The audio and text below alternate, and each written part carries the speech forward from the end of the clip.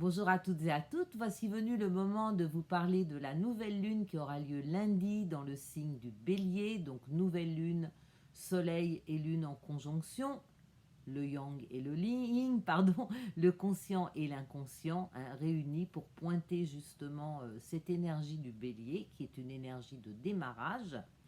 Et il s'agit donc dans ce signe, en dehors de la nouvelle lune, de la présence de Vénus et de Mercure. On appelle ça un stellium, donc c'est quand même une concentration d'énergie dans ce signe du Bélier.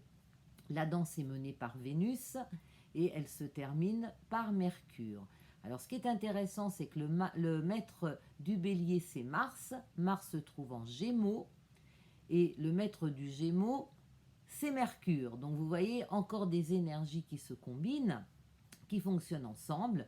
Envie donc de communiquer, d'agir dans un climat de compréhension, d'échange, avec toujours Jupiter dans le signe du Verseau qui nous demande justement d'échanger des idées avec de l'équilibre et de l'égalité pour tout le monde. On va vers ces choses-là.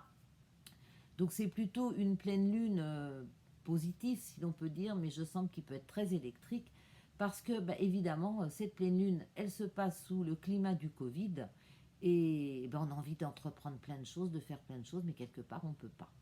Alors, il va falloir faire attention à ce que cette électricité qui est là, entre les signes d'air et les signes de feu, ne provoque pas trop d'étincelles, aussi bien au niveau de la nature que dans nos relations personnelles.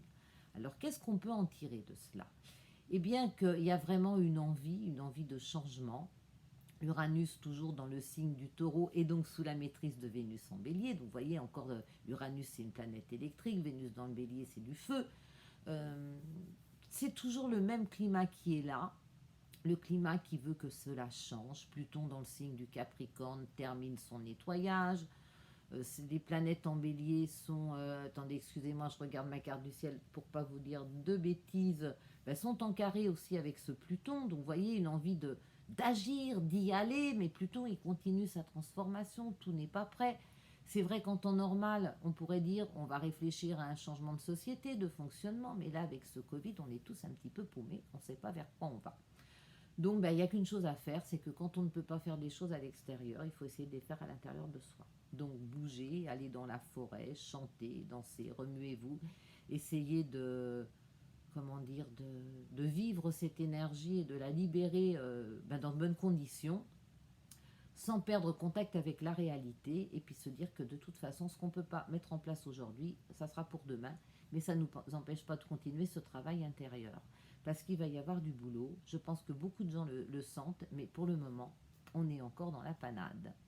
Alors, quoi vous dire de plus sur cette nouvelle lune? Donc, ces énergies en bélier qui sont en aspect harmonique avec Mars en gémeaux, ainsi qu'avec Jupiter dans le signe du Verseau, c'est vraiment une ouverture, quelque chose qui veut s'ouvrir, se montrer, exister, créer, démarrer quelque chose, mais avec le Covid et puis donc Pluton qui est en carré avec Uranus, donc ça veut dire Pluton en Capricorne, je continue à nettoyer tout ce qui ne va pas, tout ce que j'ai encore à comprendre, je termine gentiment, et puis Uranus en Taureau qui veut faire bouger les choses. Donc vous voyez, c'est un petit peu ce que je ressens, quoi, appuyer un peu sur le frein et l'accélérateur en même temps.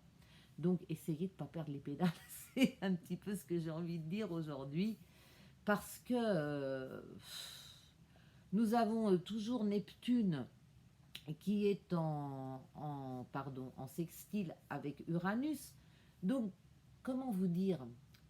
Il faut faire le tri en fait. D'un côté, il y a de l'intuition. On sait vers quoi on veut aller. Le Covid nous a ramené quand même à notre essentiel de vie, d'humain. C'est pas le matériel qui nous rend heureux. C'est plus notre créativité, notre rapport à la nature. Donc ça, je pense que beaucoup de gens l'ont compris.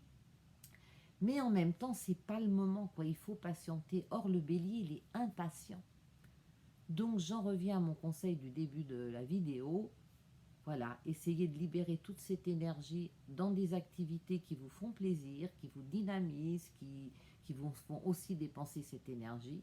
Échangez vos idées avec des personnes qui sont aussi dans cette introspection, cette prise de conscience, pour mettre en place le nouveau monde que nous allons créer, parce que je pense que je ne sais pas jusqu'à quand ça va durer cette histoire de Covid, mais je pense qu'à un moment donné, il y aura vraiment un état des lieux et qu'il faudra rebâtir les choses différemment de ce que nous l'avons fait jusqu'à maintenant, de la façon dont nous avons vécu.